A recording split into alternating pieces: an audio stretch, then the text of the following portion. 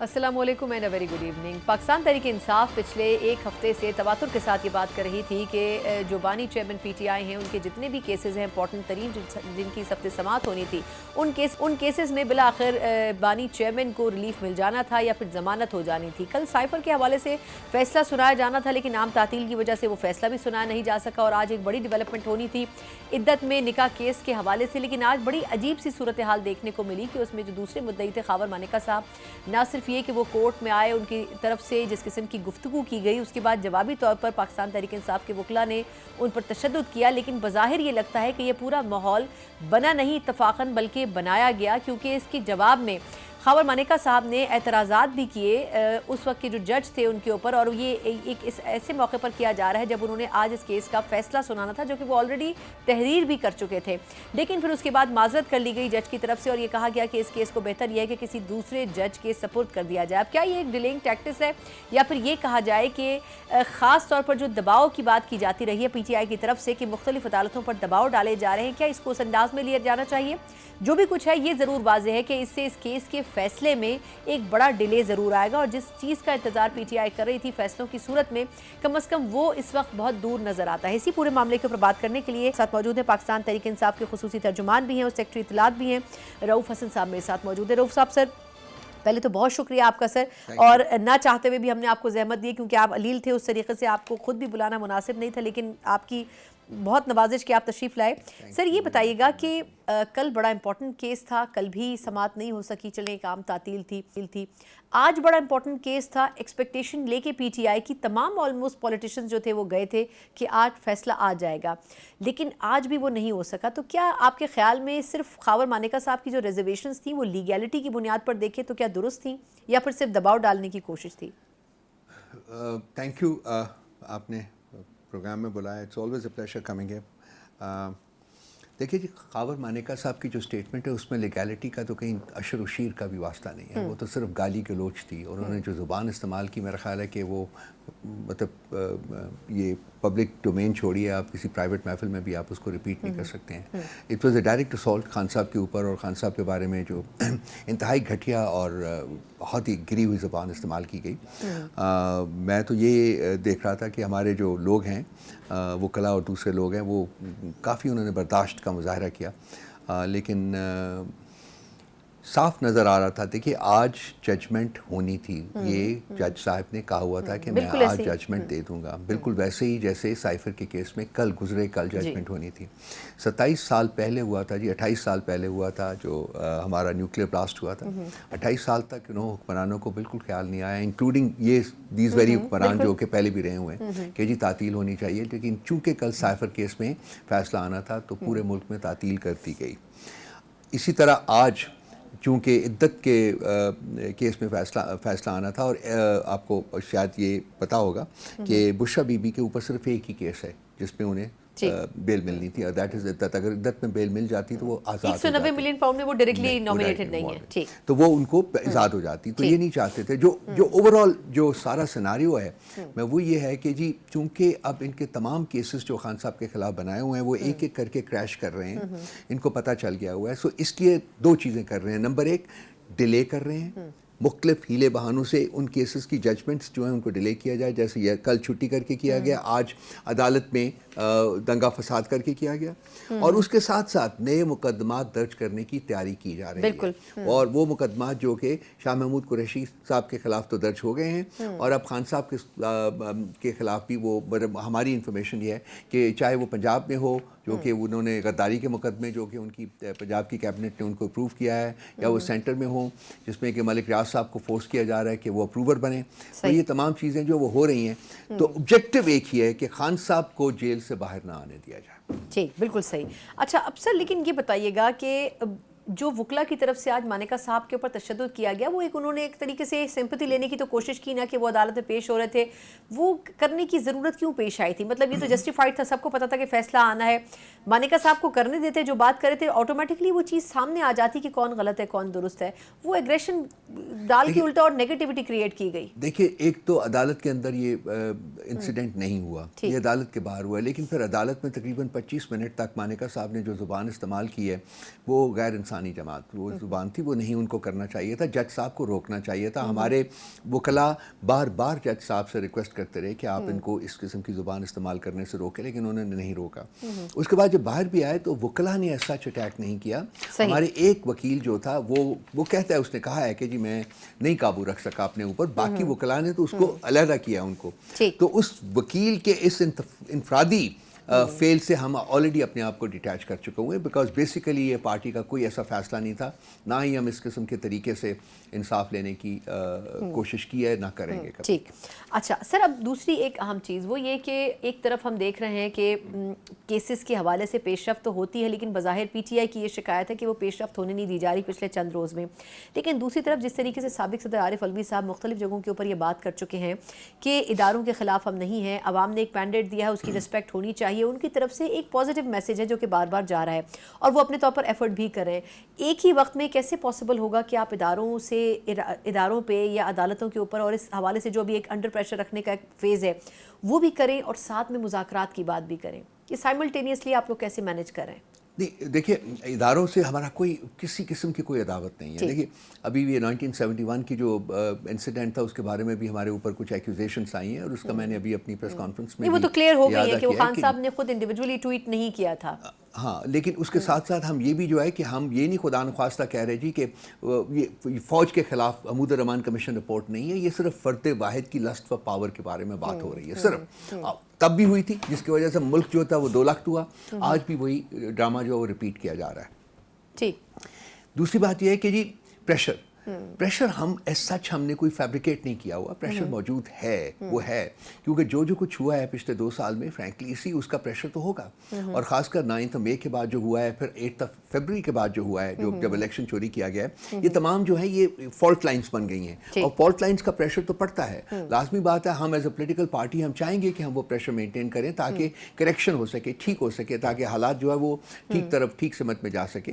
ہمارا ادارے کے ساتھ کوئی کسی قسم کا کوئی نہیں ہے. پھر وہی بات ہے کہ پھر یہ عدالتوں کے اوپر آپ کے خیال میں یہ پریشر کس چیز کا ہے؟ بظاہر تو یہی لگ رہا ہے نا, اب اگر آپ کو کل شہباز شریف صاحب کی گفتگو یاد ہو تو جس طرح وہ انڈائریکٹلی عدالتوں کو کوٹ کر رہے تھے, اس سے لگ ہی رہا تھا کہ شاید ان کی فیملی کے لیے عدالتیں کچھ اور تھیں, پی ٹی آئی کے لیے کچھ اور ہیں. تو ایک طریقے سے کوشش, تو آپ کو لگتا ہے کیا حکومت کی طرف سے دباؤ ڈالنے کی کوشش ہے یہ؟ میں نے ایک آرٹیکل بھی لکھا تھا 1 ہفتے پہلے, اور اس میں نے کہا تھا کہ سائلنٹ ریولوشن میرے حساب سے, میری انڈرسٹینڈنگ کے مطابق عدالتوں میں, جوڈیشری میں, عدلیہ میں ہماری ایک تازہ ہوا کے جھونکے جو ہیں وہ آ رہے ہیں. اور میرا خیال ہے کہ اس لیٹر کے بعد جو کہ اسلام آباد ہائی کورٹ کے 6 جج صاحبان نے لکھا تھا, اس کے بعد اور بھی بہت سے جج صاحبان جو ہیں انہوں نے بولنا شروع کیا ہوا ہے, اور انصاف اگر ملنا شروع ہو جائے گا تو یہ حکومت وقت کے لیے اور ان کے پیٹرنز کے لیے جو ہے وہ کوئی خوشخبری نہیں ہے. تو لازمی بات ہے وہ تو اس کو ریزسٹ کریں گے. اور اب کیسز میں بھی چونکہ کوئی ہے نہیں تھا, کوئی سبسٹنس نہیں تھا, وہ تمام کریش کر گئے ہیں. تو اب یہ ہے کہ ایسا لگ رہا ہے کہ خان صاحب جو ہیں in due course of time release بھی ہو جائیں گے, جو حکومت وقت اور ان کے پیٹرنز نہیں چاہتے کہ انڈر اینی سرکمسٹانسز وہ ہو پائے.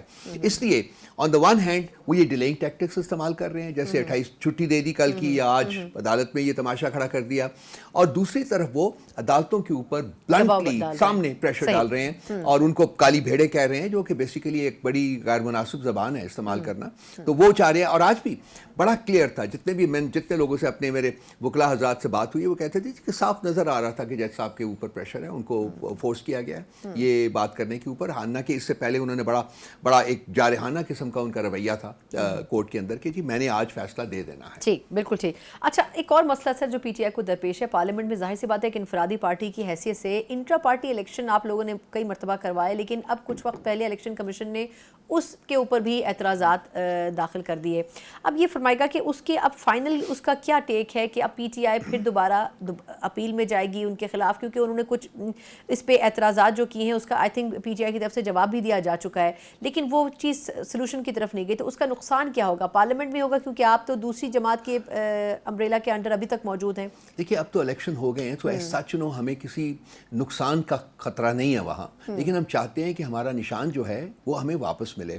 تو ہم نے ان کے جو اعتراضات تھے ان کا جواب دیا تھا, میں نے سائن کر کے بھیجا تھا وہ, اور کل انہوں نے ہمیں بلایا ہے 30 کو. تو کل ہم جائیں گے اور ہم ان کو, اگر وہ کہہ رہے ہیں کہ جی ہم نے شروع کرنی ہے, ہیئرنگ شروع کرنی ہے. تو اب دیکھنا ہوگا کہ کیا ہیئرنگ ہے, وہ کن چیزوں کے بارے میں ان کے آبجیکشنز آتے ہیں, کیا کیا وہ پوچھتے ہیں, پھر اکارڈنگلی ہم اپنا جو اسٹریٹجی ہے اس کو فائنلائز کریں گے. سو لیکن کل ہیئرنگ ہے, تو ہم تو لازمی امید لگا کے بیٹھے ہوئے ہیں کہ جی اب چونکہ یہ جو ہم نے الیکشن کروائے تھے وہ سپریم کورٹ اور الیکشن کمیشن آف پاکستان کی ڈائریکٹیوز کے اوپر کرائے تھے. ان تمام چیزوں جو انہوں نے کنڈیشنلٹیز لگائی تھیں ان کو ہم نے سبسکرائب کیا ہے, ان کو ہم نے سامنے رکھ کے الیکشنز کروائے ہیں. سو کوئی as such on the face of it کوئی وجہ بنتی نہیں ہے کہ وہ الیکشن کے ریزلٹس جو ہیں ان کو نہ مانے. لیکن لیٹس سی کہ کل کیا وہ ہمیں بتاتے ہیں کس طریقے سے بات آگے بڑھتی ہے. بالکل صحیح. اچھا, اب ایک اور اہم چیز ہے جس کے اوپر 2 روز تک ڈیبیٹ ہوتی رہی, وہ تھی گنڈا پور صاحب کی وفاق کے منسٹرز کے ساتھ بیٹھ کر پریس کانفرنس. ایک اچھی چیز تھی کہ انہوں نے کہا یہ ایک ایسا ایشو ہے جو صوبائی ہے لیکن اس کے اوپر ہم بات چیت کر کے اس کو حل کریں گے.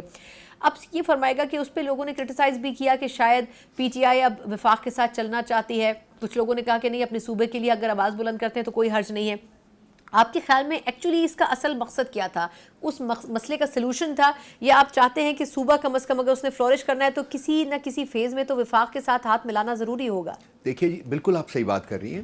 ہمارا جو اپروچ رہی ہے, ہماری اپروچ پہلے دن سے یہ رہی ہوئی ہے کہ جی ہم ایک اکائی ہیں, ہم 4 اکائیوں میں سے ایک اکائی ہیں اور ایک وفاق ہے. ہم وفاق کے ساتھ ہر اکائی کو ایک فنکشنل ریلیشن شپ جو ہے وہ برقرار رکھنا ہے.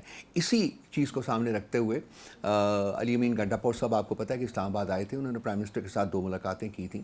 اس کے بعد پھر ہمارے انٹیریئر منسٹر صاحب جو ہیں وہ گئے تھے پشاور اور ان کو بھی ریسیو کیا گیا تھا, سارا کچھ تھا.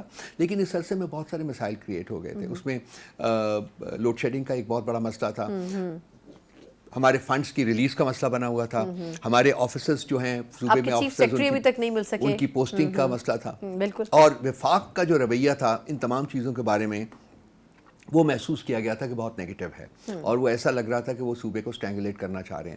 اب ہم ایک جنرلی الیکٹڈ پارٹی ہیں اور ایک جنرلی الیکٹڈ گورنمنٹ ہے, وہاں the only generally elected government in Pakistan at this moment in time, اور ہماری کمٹمنٹ ہے عوام کے ساتھ. سو عوام کے جو مسائل ہیں ان کو تو ہم نے حل کرنا ہی کرنا ہے. سو بیسیکلی جو ہماری وفاق کی مدد کے بغیر تو حل نہیں کر سکیں گے نا. میں اسی پر ہی آ رہا تھا, بالکل آپ صحیح کہہ رہی ہیں کہ وہ ہم چاہتے ہیں کہ اس کانٹیکسٹ میں وفاق کے ساتھ ہمارے تعلقات جو ہیں وہ فنکشنل رہیں, تاکہ ان کے اوپر جو اب صوبے کے مسائل ہیں اور جو صوبے کے عوام کے جو حقوق ہیں ان کی آبیاری کرنے کے لیے ہم چاہتے ہیں کہ وہ تعلقات رہیں. لیکن اب یہ تالی جو ہے وہ 2 ہاتھوں سے بچے گی. تو علی امین گنڈا پور صاحب تو دوبارہ آئے ہیں, انہوں نے پھر ملاقات کی ہے, ان کے ساتھ مل کے پریس کانفرنس بھی کی ہے, اور ہمیں کچھ تھوڑا سا اس کے اوپر کرٹیسزم بھی ہوا ہے بہت زیادہ سوشل میڈیا کے اوپر. لیکن یہ ضرورت ہے, اور یہ ضرورت ہے, اور ہماری طرف سے آپ سروائیو نہیں کر سکتے. بالکل ہم کوشش کریں گے کہ politics over and above politics, ہم نے یہ جو تعلقات ہیں ہم کوشش کریں گے کہ ان کو ہم جاری و ساری رکھیں. بالکل ٹھیک. اچھا, ایک اور امپورٹنٹ ڈیولپمنٹ جو پچھلے ان دنوں میں ہوئی سر, وہ یہ تھی کہ نیب کے حوالے سے ایک امینڈمنٹ آرڈیننس لایا گیا, پھر الیکشن ٹریبیونل کے حوالے سے ایک امینڈمنٹ لا لایا گیا. کیسی وقت میں لایا گیا جب خود صدر موجود نہیں ہے اور قائم مقام صدر اس کو سائن کر رہے ہیں. ابھی کچھ دنوں پہلے پارلیمنٹ کا سیشن, سینٹ کا سیشن ختم ہوا ہے. سر, کیا یہ بات درست سمجھی جا سکتی ہے کہ وہ پی ٹی آئی کی بانی چیئرمین کی وجہ سے خاص طور پر لایا گیا ہے؟ دیکھیے, 15 دن سے 40 دن جو نیب کی کسٹڈی ہے اس کی ڈیوریشن بڑھانے کا کیا مقصد ہے؟ ان دنوں میں 40 دنوں میں آپ کورٹ کو رجوع نہیں کر سکتے, یعنی کہ آپ نیب کی کسٹڈی میں ہیں اور آپ اپنا کیس کورٹ کے پاس نہیں لا جا سکتے. جب وہ 40 دن کی ڈیوریشن ختم ہوگی تو اس کے بعد ہی. سو بیسیکلی یہ بھی ان مقدمات کے کانٹیکس میں جو کہ خان صاحب کے خلاف یا شاہ محمود قریشی کے خلاف قائم کرنے جا رہے ہیں, یہ وہ رہتا ہے کہ جی نیب کی کسٹڈی میں رہے گا اور ان کو اور 40 دن مل جائیں گے, پھر شاید وہ ایکسٹینشن لے لیں. تو نیب کی کسٹڈی میں جتنی دیر آپ رکھیں گے اتنی دیر تک آپ عدالت سے رجوع نہیں کر سکتے. تو یہ ایک P T I focused, Khan صاحب فوکسڈ جو ہے یہ ایک, اور جو الیکشن ٹریبیونل ہے, اور جو الیکشن ٹرائبیونلز میں انہوں نے کہا جی کہ ریٹائرڈ ججز بھی لگائے جائے گے. اب ریٹائرڈ ججز سب جانتے ہیں کہ وہ زیادہ ولنریبل ہوتے ہیں, کمپرومائزڈ ہوتے ہیں, سارا کچھ ہوتا ہے. تو یہ ایک الیکشنز کو کنٹرول کرنے کی جو ہے وہ ایک کوشش ہے, اور خان صاحب کو کنٹین کرنے کی کوشش ہے ڈیفینیٹلی. بالکل ٹھیک. بہت بہت شکریہ. رؤف حسن صاحب خصوصی ترجمان تحریک کے ساتھ موجود تھے. یقیناً ایک مشکل مرحلہ ضرور ہے, لیکن پی ٹی آئی کسی نہ کسی طرح اس فیز سے گزرنے کی کوشش ضرور کرے گی. ایک مختصر وقفہ اور اس کے بعد ہم بات کریں گے کہ جاتی عمرہ رائے ونڈ میں اجلاس ہوا کہ اگلا بجٹ کیسا ہونا چاہیے, لیکن آئی ایم ایف کی بڑی محدود لمیٹیشنز کے ساتھ آخر بجٹ میں کیا ریلیف پیدا کر سکے گی حکومت, اس پر بات کریں گے ایک بریک کے بعد. بعد ایک بار پھر آپ کو خوش آمدید کہتے ہیں۔ کل کی تقریر کے بعد اب لگتا یہ ہے کہ مسلم لیگ نون ایک مرتبہ پھر سے یکسو اور یکجا ہونے جا رہی ہے، اور جتنا بھی پریشر ان کے اوپر دوسری جماعتوں کی طرف سے اور خاص طور پر اپوزیشن کی بڑی جماعت سے تنقید کی وجہ سے بلڈ اپ کرنے کی کوشش کی جا رہی تھی، اس کو کسی حد تک ڈیفیوز کرنے کی ایک حکمت عملی ضرور ترتیب دے دی گئی ہے، کیونکہ میاں نواز شریف صاحب ایک مرتبہ پھر پارٹی کے صدر منتخب ہو گئے ہیں۔ آج انہوں نے بڑا پرو ایکٹیولی جاتی عمرہ میں ایک بڑا اجلاس بھی طلب کیا، اور اس کا اصل مقصد تھا کہ آخر عوام کے لیے بجٹ کس قسم کا بنایا جا رہا ہے۔ یہ الگ بات ہے کہ آئی ایم ایف سے مذاکرات اور ان کی کڑی شرائط کی وجہ سے شاید بہت زیادہ کچھ اس حکومت کے پاس کرنے کے لیے نہیں ہوگا ریلیف کی مد میں، لیکن اس کے باوجود بھی نون لیگ کی یہ کوشش ہوگی کہ عوام کے لیے کچھ آسانی پیدا کی جا سکے۔ آج کے اس اجلاس میں کیا کچھ ہوا، کیا ایجنڈا سامنے رکھا گیا اور اب کن نکات کے اوپر یہ بجٹ ترتیب دیا جائے گا، یہ ایک بڑا ٹاسک ہوگا اس حکومت کے لیے بھی۔ اسی معاملے پہ بات کرنے کے لیے تفصیلاً ہمارے ساتھ موجود نہ صرف یہ کہ مسلم لیگ نون کے سینئر رہنما ہیں بلکہ سابق وفاقی وزیر ہیں خرم دستگیر صاحب میرے ساتھ موجود ہیں۔ خرم صاحب sir thank you so much for joining. Sir پہلے تو یہ فرمائیے گا کہ جو آج بجٹ کے حوالے سے رائے ون میں میٹنگ تھی، بڑی زبردست میٹنگ وہ رہی، اس میں تمام امپورٹنٹ جو سٹیک ہولڈرز تھے وہ موجود رہے۔ سر کیا کچھ سمجھ آ سکا ہے کہ ایک طرف آئی ایم ایف کے مشکل ترین مطالبات اور دوسری طرف عوام کے لیے ریلیف کی گنجائش کیسے ممکن ہو سکے گا یہ؟ جی، وفاقی حکومت کے پاس تو سپیس بہت کم ہے ریلیف کے لیے، لیکن آج کا جو اجلاس تھا اس میں یہی ایک اس بات کو یقینی بنانے کی کوشش کی گئی کہ وفاقی حکومت جو ہے جس کا مسلم لیگ نون ایک کلیدی حصہ ہے، کہ جو جہاں بھی اس بجٹ میں ہمیں کچھ سپیس اویلیبل ہے اس کو استعمال کرتے ہوئے عوام پر مزید بوجھ نہ ڈالا جائے، 1 روپے کا بھی بوجھ نہ ڈالا جائے۔ تو یہی کوشش تھی، اور یہ بھی ایک کامیابی ہوگی کہ اگر مزید وفاقی حکومت جو ہیں وہ مختلف محصولات کی مد میں نئے ٹیکسز نہیں لگاتے اور اسی جو رجیم ہے اس کو سٹیبل رکھتے۔ زیادہ اس پہ بہت فوکس ہو رہا ہے کہ جو ملک کا جو خوشحال طبقہ ہے اس کو جو ٹیکس کی بریکس حاصل ہیں انہیں ختم کیا جائے، تاکہ وہاں سے محصولات کو ریز کر کے پاکستان کے جو بجٹ ہے اس کو ایک کسی توازن میں لایا جائے۔ لیکن یہ بات واضح ہے کہ جو ریلیف جس طرح ہم اس کو سمجھتے ہیں وہ تمام کا تمام جو ہے وہ صوبائی حکومتوں سے آنا ہے، جن کے ذمے بہت ساری اس طرح کی جو رسپانسبلٹیز نہیں ہے، ڈیفنس کی، جو ہمارا ڈومیسٹک ڈیٹ ہے وہ ایک آج اس پہ بہت ڈسکشن ہوئی ہے، کیونکہ یہ اب بڑھتا خاص طور پہ جو 2018 سے 22 کے درمیان پاکستان کا جو اندرونی قرضہ سے تقریباً دگنا کیا گیا، اس کا نتیجہ یہ ہے کہ پاکستان کے بجٹ میں سب سے بڑی مد جو ہے وہ قرضوں کی واپسی ہوگی، اور وہ ہمارے دفاعی بجٹ سے بھی 4 گنا سے زیادہ بڑھ چکا ہے۔ تو یہ بڑا سنجیدہ معاملہ ہے، تو اس کے اوپر بھی بڑی طویل بحث ہوئی کہ اس کو کیسے کم کیا جائے، کیونکہ سارا جو فسکل سپیس ہے جس کو ہم بولتے ہیں، فسکل سپیس تو جو ڈیٹ ری پیمنٹ ہے وہ آ گئی ہے، تو اس ڈیٹ ری پیمنٹ کو کم کرنے کے لیے بھی بہت ساری تجاویز پر آج غور کیا گیا۔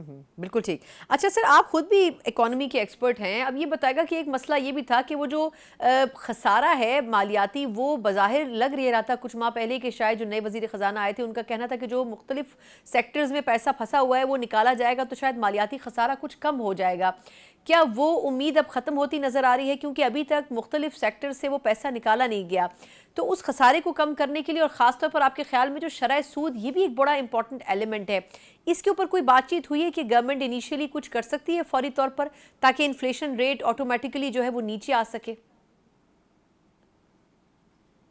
دیکھیے، معاشیات کی کتابیں یہ کہتی ہیں کہ اگر آپ نے مہنگائی کو کم کرنا ہے تو شرح سود کو بڑھانا ہوگا، لیکن میں خود بھی ان لوگوں میں شامل ہوں جو پاکستان کے مخصوص حالات میں اس کو درست نہیں سمجھتے۔ بالکل ٹھیک۔ تو میری تو بہت سخت تجویز رہی ہے اور ان رائٹنگ بھی آئے گی، جی، پاکستان کا جو شرح سود ہے وہ ہمیں گھٹانی ہوگی، کیونکہ اب جو نئی معاشی ریسرچ ہے وہ یہ کہہ رہی ہے کہ جو ملک میں مہنگائی، کسی بھی ملک میں جو مہنگائی ہے وہ صرف آپ کی انٹرسٹ ریٹ بڑھانے سے کم نہیں ہوتی، بلکہ حکومت کے جو قرضے لینے کی سپیڈ ہے وہ بھی از خود مہنگائی کا سبب ہے۔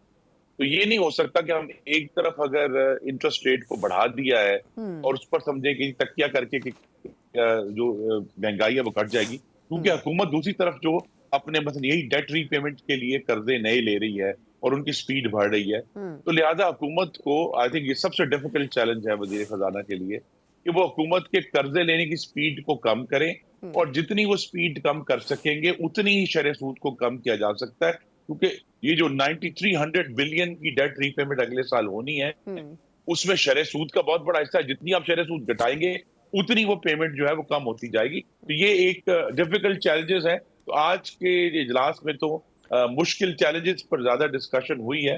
अवाम के रिलीफ पर आई थिंक एक और गालिबन इजलास होगा आने वाले दिनों में, ताकि उस पर अवाम के रिलीफ जो है वो डिस्कस किया जा सके। बिल्कुल ठीक। अच्छा सर, ये भी बताइएगा कि अब कल जो जिस तरीके से आप लोगों की तरफ से एक बड़ी तकरीब मुनक्किद की गई, उसमें मियां नवाज शरीफ साहब ने, शहबाज शरीफ साहब ने इजहार ख्याल किया। बड़ी इंपॉर्टेंट बातें थी जिनके ऊपर मियां साहब ने इजहार ख्याल किया। उनको एक बड़ा तवील अरसा काटना पड़ा, तकलीफ दे, जिसके बाद वापस वो पार्टी की सदारत पर आए। एक तो ये कि आपके ख्याल में पार्टी के लिए तो अच्छी खबर है, लेकिन उनके सामने बड़े चैलेंजेस हैं कि एक तरफ हुकूमत जो कि बड़ी तमाम दूसरी पार्टीज़ के साथ मिलकर एक मखलूत हुकूमत बनाई गई है, कमज़ोर बज़ाहिर नज़र आती है, सब कुछ खाली शहबाज शरीफ साहब या नून लीग के हाथ में नहीं है। सर, कितना बड़ा चैलेंज होगा मियां साहब के लिए कि वो आवाम में निकलें और फिर इन तमाम मसाइल को फेस भी करें, और पार्टी को दोबारा से इकट्ठा करने के लिए आपके ख्याल में इसके ऊपर कुछ बातचीत हो सकी है कि जो नाराज़ लोग हैं या जो इख्तलाफ रखते हैं मुख्तलिफ पॉलिसीज़ के हवाले से, वो उनको कैसे पार्टी में वापस स्ट्रीमलाइन किया जाएगा?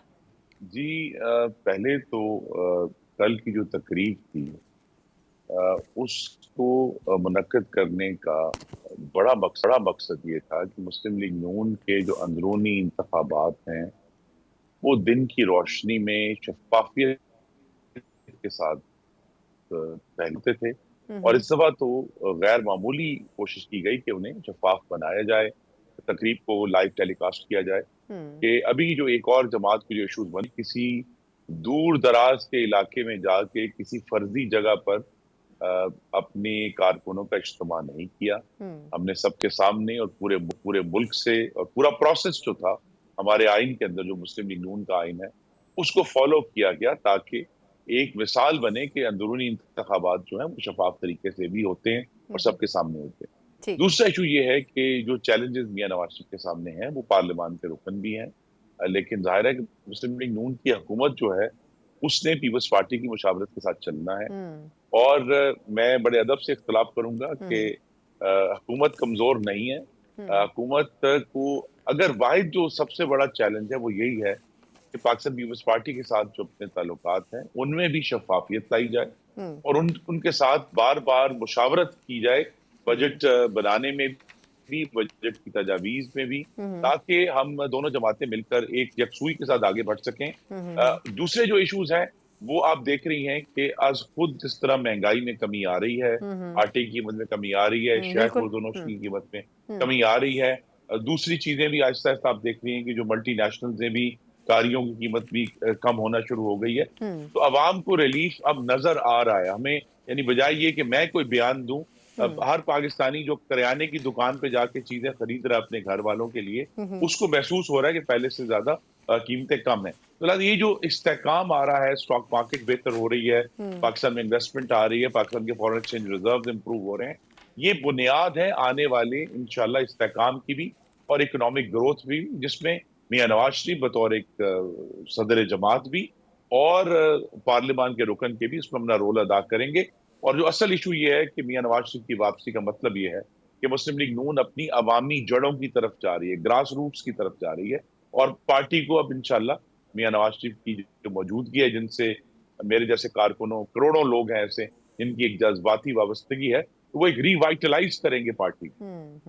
बिल्कुल ठीक। बहुत बहुत शुक्रिया खुर्रम दस्तगीर साहब, साबिक वफाकी वज़ीर मुस्लिम लीग रहनुमा, आपके कीमती वक्त के लिए।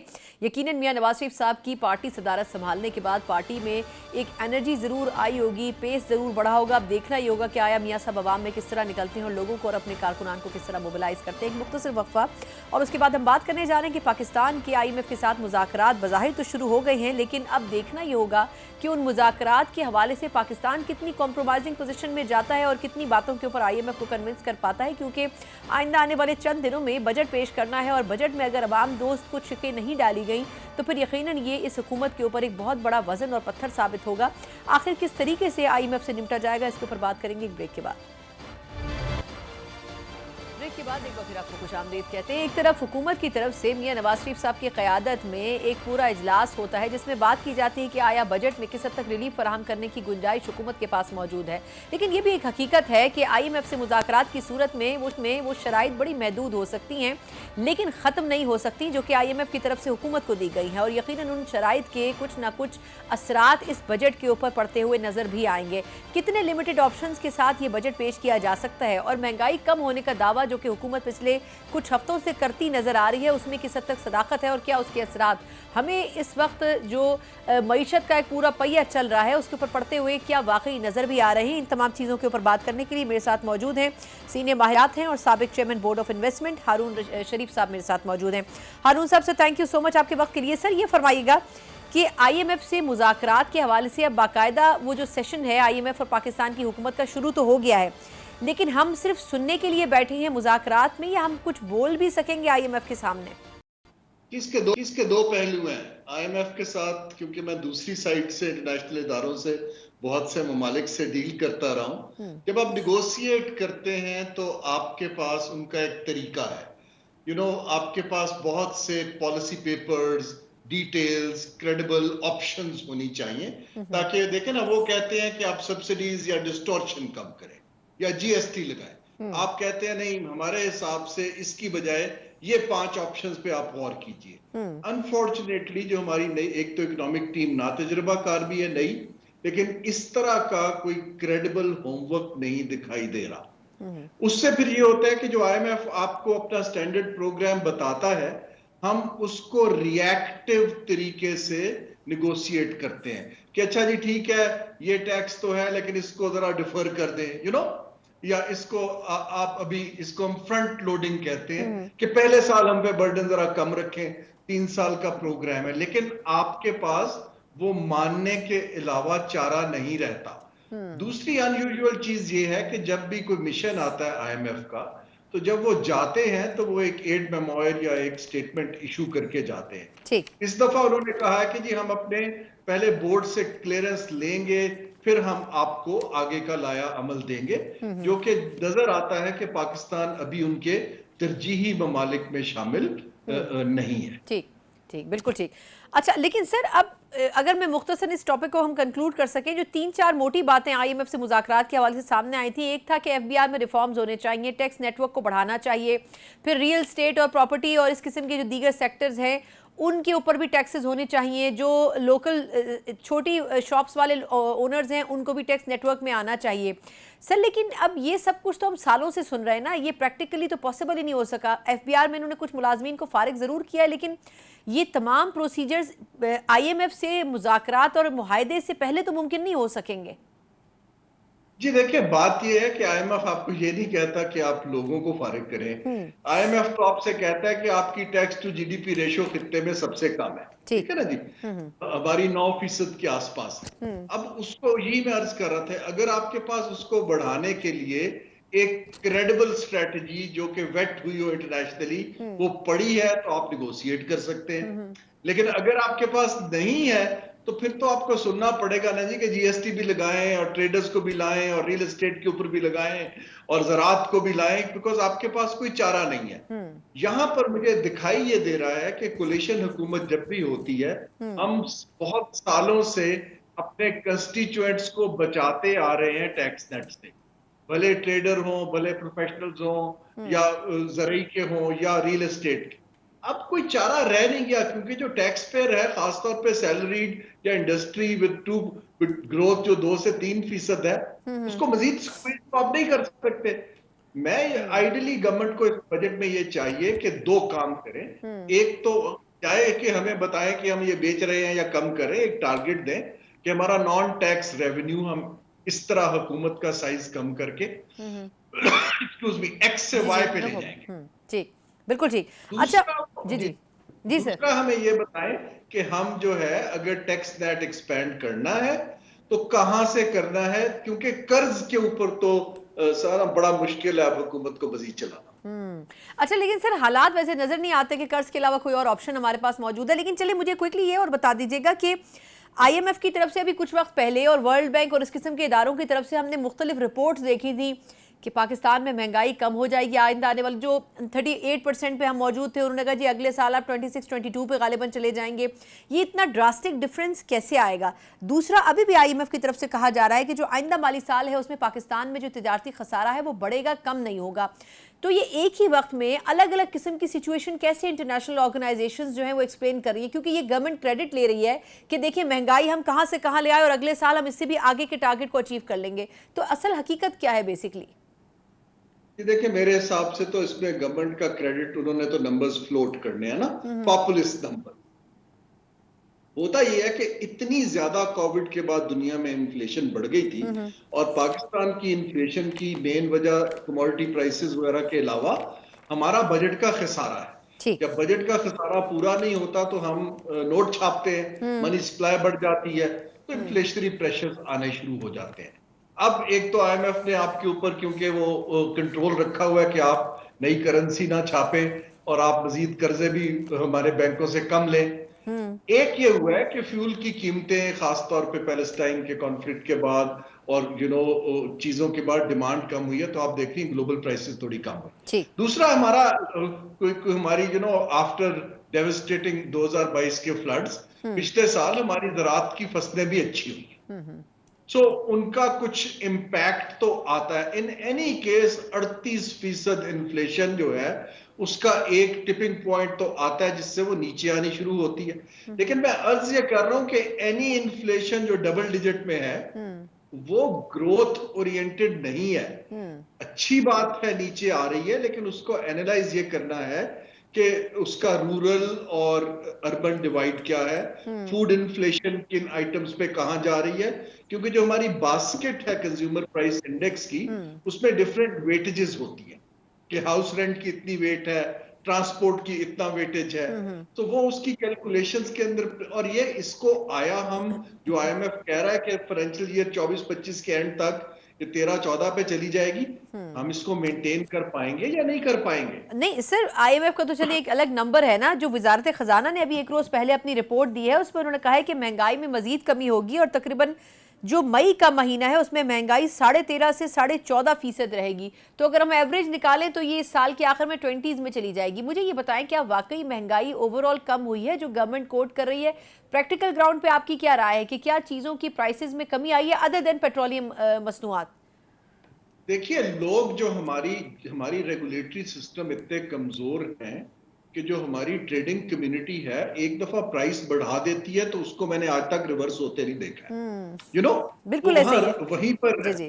दूसरी चीज ये है कि मार्केट के अंदर इम्परफेक्शंस इतनी हैं कि जो मिडिल मैन और जो तरीके हैं वो at the end of the day consumer बेचारे को फर्क नहीं पड़ता। देखे ना अभी जो भी हुआ, गंदम के अंदर हमारे पास सरप्लस व्हीट है, तो उससे आटा तो सिग्निफिकेंटली सस्ता होना चाहिए था ना जी। लेकिन जब मैं रिपोर्ट्स देख रहा हूं वो कॉन्फ्लिक्टिंग है, क्योंकि उसके अंदर कोई ऐसा सस्टेन्ड रिलीफ अभी नहीं दिखाई देता। पाकिस्तान को बड़ी टाइट अपनी फिस्कल सिचुएशन रखनी पड़ेगी, लेकिन मेन जो कल्प्रिट है हमारी इन्फ्लेशन का वो हमारी हुकूमत का बजटरी खसारा है, क्योंकि हम अपनी इखराजात कम करने में कंसिस्टेंटली नाकाम रहे हैं और हुकूमत का फेडरल गवर्नमेंट साइज छोटा करने पे मुझे आमादा दिखाई नहीं देती है।